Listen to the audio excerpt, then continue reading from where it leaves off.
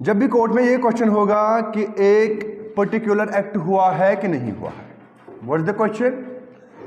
Weather a particular act was done और not, this is the question to be decided by the court of law. और court के सामने यह आता है कि ये काम बिल्कुल वैसे ही हुआ है जैसे ये काम ऑर्डिनरी कोर्स ऑफ बिजनेस में होता है। आपको समझ में आ गया? ठीक है, it is a relevant fact, it is a relevant fact. जब भी कोर्ट को यह डिसाइड करना होगा कि कोई एक्ट हुआ है या नहीं हुआ है, और कोर्ट के सामने यह चीज आती है कि यह काम बिल्कुल वैसे ही हुआ है जैसे ये काम ऑर्डिनरी कोर्स ऑफ बिजनेस में होता है, it is a relevant fact, it is a relevant fact. अगर मैं को कहता हूं कि जैसा भी नहीं हुआ है, लेकिन इदरी साहब कोर्ट में ये प्रूव करता है कि ये जैसा भी काम बिल्कुल वैसे ही हुआ है जैसे कि ऑर्डिनरी कोर्स ऑफ बिजनेस में होता है, तो उसका ये स्टेटमेंट जो है, इसकी एविडेंस जो है वो रेलेवेंट एविडेंस है। When there is a question whether a particular act was done or not, the existence of any course of business according to which it naturally would have been done is a relevant fact. दो illustrations मैं आपको दूंगा। Court के पास ये question है, court को ये decide करना है कि whether a particular letter was dispatched. Dispatch कहते हैं जब एक इंसान किसी लेटर को भेजता है, उसे कहते हैं डिस्पैच। ठीक है, अब कोर्ट के सामने यह फैक्ट आता है कि जैसा ये लेटर जो है ऑर्डिनरी कोर्स ऑफ बिजनेस से है कि जब भी किसी लेटर को भेजा जाता है तो उसे किसी जगह पे रखा जाता है, उसके बाद ये लेटर जो है वो कैरी होती है पोस्ट ऑफिस तक, पोस्ट ऑफिस से पोस्टमैन उसे उठाता है और जहां पे ले जानी हो वहां पे ले जाता है। आपको समझ में आ गया? ये बिल्कुल लेटर वैसे ही रखी गई थी, उस प्लेस पे रखी गई थी। उसके बाद वो कैरी हो गई कहां तक? पोस्ट ऑफिस तक। पोस्ट ऑफिस पे पोस्टमैन आ गया और उठाया। आपको समझ में आ गया? What is this? This the ordinary course of business. आपको समझ में आ गया? कोर्ट को क्या देखना था कि ये एक्ट हुआ है या नहीं हुआ है। What is the act here? Whether a particular letter was dispatched और नॉट। आपको समझ में आ गया? The fact that it was the ordinary course of business for all letters to be put in a certain place, and from that place these letters were carried from to the post office. ठीक है, and from the post office the postman would carry the letters to the destination, जहां पे उनकी मंजिल में उनको पहुंचना होगा। These are all relevant facts. ठीक है, दैट मीन्स जहां पे कोर्ट किस चीज को मद्देनजर रखता है, किस चीज की वजह से ये एक्ट जो है हुआ है नहीं हुआ है, वो रिलेवेंट माने किसकी वजह से? ऑर्डिनरी कोर्स ऑफ बिजनेस की वजह से। ठीक है, दूसरी इलस्ट्रेशन में आपको बताऊंगा। क्वेश्चन है whether a particular letter reached, जहां पे उसे पहुंचना था वहां पे वो पहुंची कि नहीं पहुंची। आपको समझ में आ गया? अब कोर्ट के सामने एक चीज आती है that it was posted in due course, the letter was posted in due course and was not returned through the dead letter office। ठीक है, जो डेड लेटर ऑफिस का मतलब ये होता है कि जब कोई लेटर भेजी जाती है लेकिन जहां पे उसे पहुंचना था वहां पे वो पहुंच नहीं जाती है। आपको समझ में आ गया? This is also relevant, this is also, क्योंकि यहां पे कोर्ट क्या डिसाइड करेगा? That the act was not done, the act was not done. आपको समझ में आ गया? दैट मीन्स लॉ जो है वो एक एविडेंशियरी वैल्यू अटैच करता है किसको? जनरल कोर्स ऑफ बिजनेस को। जब भी कोई काम जनरल कोर्स ऑफ बिजनेस में होता है तो लॉ उसे एक एविडेंशियरी वैल्यू देता है, एविडेंशियरी वैल्यू, कि अगर का काम in the general course of business gas, अगर से काम in the general course of business gas, ठीक है, बिल्कुल वो काम वैसे ही हुआ है जैसे वो होता है। आपको समझ में आ गया? मैं जूते का कारोबार कर रहा हूं श्रीनगर में, इधर सबसे में बापर कहते कोलकाता में। ठीक है, अब हमारे जूते का बिजनेस का एक उसूल है कि हम जो भी माल रिसीव करते हैं वो ट्रेन के जरिए से आता है। ये ट्रेन के जरिए से माल कहां आना, what is it? Ordinary course of business, general course of business. आपको समझ में आ गया? अगर सेवन में फोन कर ऐसो माल फलान दो जहाज रुजिता जाए माल वत कम जरिए ट्रेन इज रेडी, आपको समझ में आ गया। What will the court presume? That the act was done. Why will the court presume that the act was done? Because it was done in the ordinary course of business. ठीक है, ये छोटा सा सेक्शन था, section 16। Section 17,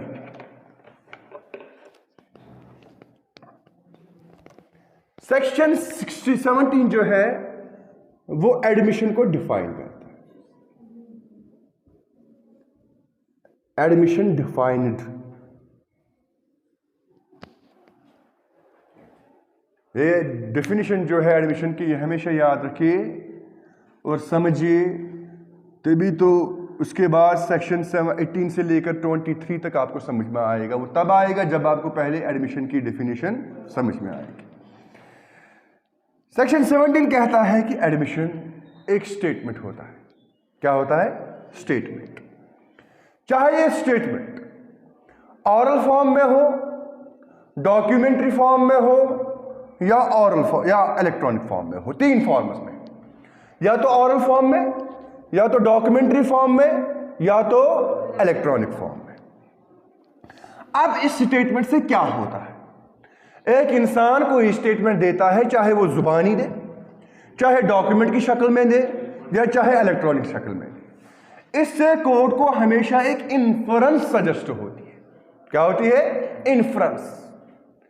को inference means जब किसी चीज से इशारा, कोर्ट को किसी चीज की तरफ इशारा मिलना चाहिए, इन्फरेंस सजेस्ट होनी चाहिए। लेकिन वो इन्फरेंस जो होती है, वो इन्फरेंस की रिलेशन हमेशा या तो फैक्ट इन इशू के साथ होनी चाहिए, या तो रिलेवेंट फैक्ट के साथ होनी चाहिए।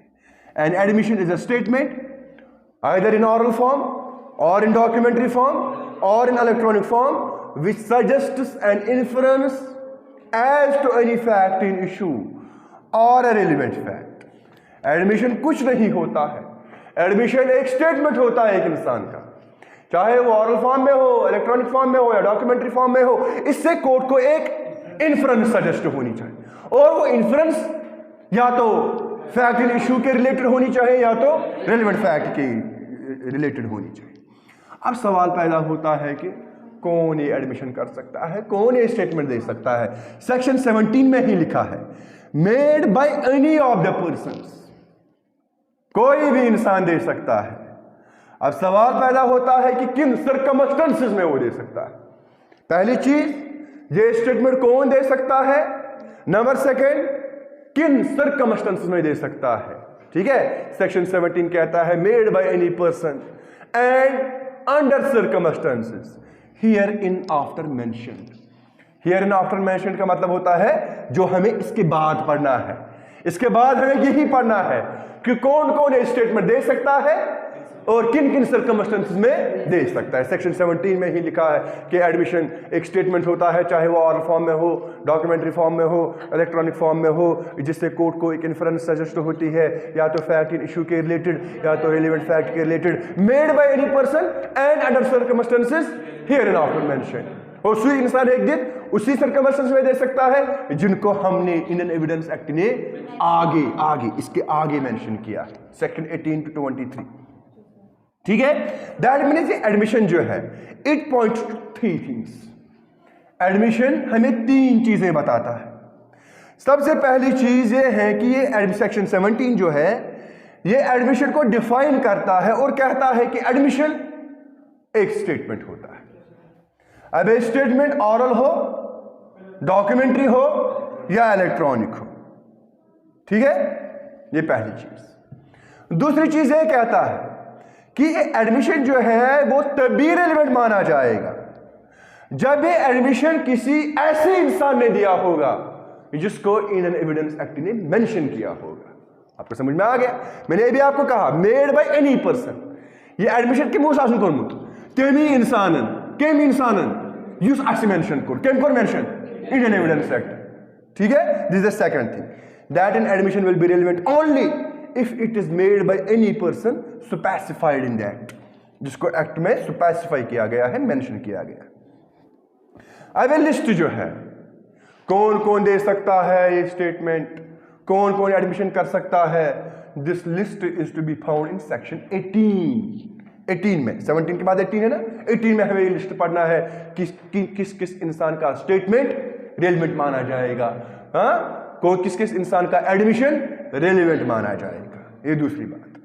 तीसरी बात, ये सेक्शन कहता है कि ये एडमिशन तभी रेलेवेंट माना जाएगा जब एक इंसान ने दिया होगा, लेकिन उन्हीं सर्कमस्टेंसेस में दिया होना चाहिए जिनको एक्ट स्पेसिफाई करता है, जिनको इंडियन एविडेंस एक्ट स्पेसिफाई करता है, उन्हीं सर्कमस्टेंसेस में। अगर किसी इंसान ने स्टेटमेंट दिया लेकिन उस इंसान ने नहीं दिया जिसको इंडियन एविडेंस एक्ट मेंशन करता है, तो वो रेलेवेंट नहीं।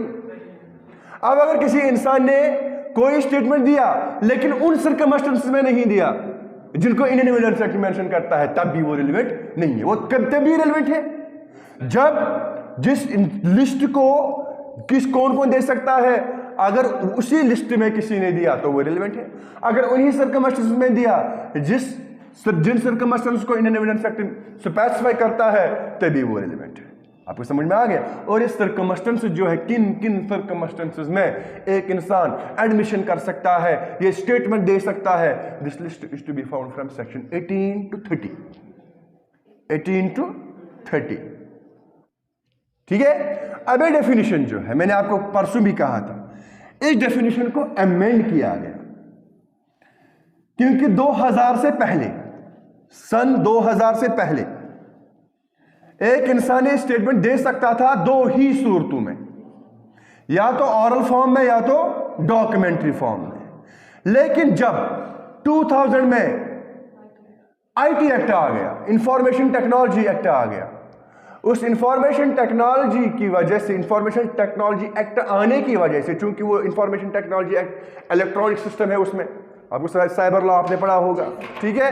तो वहां पे इसको इस सेक्शन 17 में जिस एडमिशन की जिस डेफिनेशन को मेंशन किया, डिफाइन किया गया, इस डेफिनेशन को अमेंड करना पड़ा और इसमें एक और वर्ड को इंसर्ट करना पड़ा। What is that word? Electronic form. ठीक है। दैट मीन्स आज की डेट में 2000 के बाद एक इंसान स्टेटमेंट दे सकता है इलेक्ट्रॉनिक फॉर्म में भी। आपको समझ में आ गया? जहां तक एडमिशन की डेफिनेशन का सवाल है, ये सेक्शन कहता है कि एडमिशन एक स्टेटमेंट होता है जिससे कोर्ट को एक इन्फ्रेंस सजेस्ट होनी चाहिए। किसके मुतालिक? या तो existence of fact in issue के मुतालिक, या तो एग्जिस्टेंस ऑफ रेलेवेंट फैक्ट के मुतालिक। आपको समझ में आ गया? मिसाल के तौर पे, अगर एक इंसान को सू किया गया है for the recovery of A loan, एक इंसान ने बैंक से लोन लिया है लेकिन वो चुका नहीं रहा है, अब इसे सू किया गया है किस चीज के लिए? रिकवरी ऑफ लोन के लिए, लोन को रिकवर करने के लिए। ठीक है। और उसकी अकाउंट बुक जो है, उस अकाउंट बुक में एक एंट्री है। क्या है? एंट्री। ठीक है। और उसमें इस चीज को मेंशन किया गया है, about the entry is about the fact of loan. किसमें है ये? किसमें है ये एंट्री? Account book. आप यहीं पे हो? कहां पे है ये एंट्री? अकाउंट बुक में। कौन सी entry? This entry is about the fact of loan. आपको समझ में आ गया? वहां पे उसने बिल्कुल लिखा था कि फलानी डेट पे मैंने J&K बैंक से 50,000 रुपए लिया है। ठीक है। शू किसके मतलब किया गया था? इसे लोन रिकवर करने के लिए। अब वो कह रहा है कि मैं लोन नहीं चुकाऊंगा क्योंकि मैंने लोन लिया ही नहीं था, लेकिन उसकी अकाउंट बुक से पुलिस को एक एंट्री मिली और एंट्री जो है that is about the fact of loan. ठीक है। What is it? What is it? It is an admission. It is an admission. आपको समझ में आ गया? अब यहां पे जो एंट्री की है इसने, कोर्ट को इससे क्या मिली? इन्फ्रेंस मिली। किसके मुतालिक? फैक्ट इन इशू के मुतालिक। What is the fact in issue here? Recovery of loan. क्या इसने लोन लिया है या नहीं लिया? ठीक है। क्यों? जब भी एक इंसान मुंह से कुछ कहे या उसकी अकाउंट बुक में किसी भी किस्म की एंट्री होती है, ये माना जाता है that it is the direct acknowledgement of liability. और जब भी एक इंसान मुंह से किसी चीज को एक्नॉलेज, मुंह से किसी चीज को एडमिट करे या लिखाई की सूरत में रिटन फॉर्म में, ये माना जाता है that it is the direct acknowledgement of liability. ठीक है। डायरेक्ट एक्नॉलेजमेंट का मतलब ये होता है कि अगर मैंने लिखा है कहीं पे, ठीक है, तो मैं अपनी लायबिलिटी को डायरेक्टली एक्नॉलेज करता हूं, उसकी तस्दीक होती है। आपको समझ में आ गया? दैट मीन्स यहां पे अगर जहां पे भी एक इंसान अपनी लायबिलिटी को डायरेक्टली एक्नॉलेज करता है, उसमें कोर्ट को ये फैक्ट प्रूव करने की, फर्दर प्रूफ की जरूरत नहीं होती। आपको समझ में आ गया? मैंने आपकी बियर काटी है, मैंने थप्पड़ लगाया है, मैं कहता हूं कि मैंने थप्पड़ लगाया है। आपको समझ में आ गया? What is this? This is the direct acknowledgement of liability. Directly मैं एक्नॉलेज करता हूं, मैं इस चीज की तस्दीक करता हूं दैट आई एम लायबल। ठीक है? It dispenses of with the necessity of further proof. यहां पे कोर्ट को इस फैक्ट को प्रूव करने के लिए फर्दर प्रूफ की जरूरत नहीं होती, because this the direct acknowledgement of liability. आपको समझ में आ गया? एक इंसान जो एक्यूज्ड था मर्डर के लिए, एक इंसान मुलजिम था, उस पर इल्जाम था कि उसने मर्डर किया है और उसमें उससे भी कुछ इंजरीज हुई थी। A person who was accused of murder also sustained some injury। मिसाल के तौर पर मैं इदरीस साहब को मार रहा हूं और उसको मारते मारते मैं भी जख्मी हो गया। आपको समझ में आ गया? और ये जो एक्यूज्ड था, क्योंकि वो खुद भी जख्मी था, अब वो डॉक्टर के पास गया और उसने उसको कॉज ऑफ इंजरीज बताई कि अगर ये मुझे जख्मी हो गया मैं, इसकी वजह क्या है। उसने डॉक्टर के सामने क्या एक्सप्लेन किया? कॉज ऑफ इंजरीज, मैं जख्मी किस वजह से हो गया। आपको समझ में आ गया? कोर्ट ने कहा कि इसने ये जो एक्सप्लेन किया है, इसकी एक्सप्लेनेशन जो है, it was held to be an admission. It was held to be an admission. आपको समझ में आ गया? लेकिन ये जरूरी नहीं है, याद रखो, ये बिल्कुल भी जरूरी नहीं है that for an admission a statement should go as far as that. A statement should go as far as that. A statement should go as far as that का मतलब ये होता है कि एक इंसान, जरूरी नहीं है एडमिशन के लिए कि एक इंसान डायरेक्टली एक्नॉलेज करे अपनी लायबिलिटी को। जरूरी नहीं कि एक इंसान तस्दीक करे कि मैंने किया। एडमिशन के लिए बिल्कुल भी जरूरी नहीं है कि एक इंसान अपने गिल्ट को एडमिट करे। ठीक है? ये बिल्कुल भी जरूरी नहीं है एडमिशन के लिए कि एक इंसान अपनी लायबिलिटी को एडमिट करे। आपको समझ में आ गया? बल्कि जब हमने सेक्शन 17 में डेफिनेशन, आप याद रखिए, डेफिनेशन आप रिकैपिचुलेट कीजिए। डेफिनेशन में क्या लिखा है? Admission is a statement, oral, documentary और an electronic form which suggests an inference. अगर मैं कोई स्टेटमेंट दे रहा हूं, अगर मेरे स्टेटमेंट से कोर्ट को एक इन्फरेंस सजेस्ट होती है, it is an admission. It is an admission. That means admission के लिए बिल्कुल भी ये जरूरी नहीं है कि एक इंसान अपने गिल्ट को एडमिट करे। आपको समझ में आ गया? इसीलिए मैंने आपको कहा था कि एडमिशन जो है ये जरूरी नहीं है that it should be self harming. It should be self harming, but it can be self serving also. It can be self serving also. Thank you.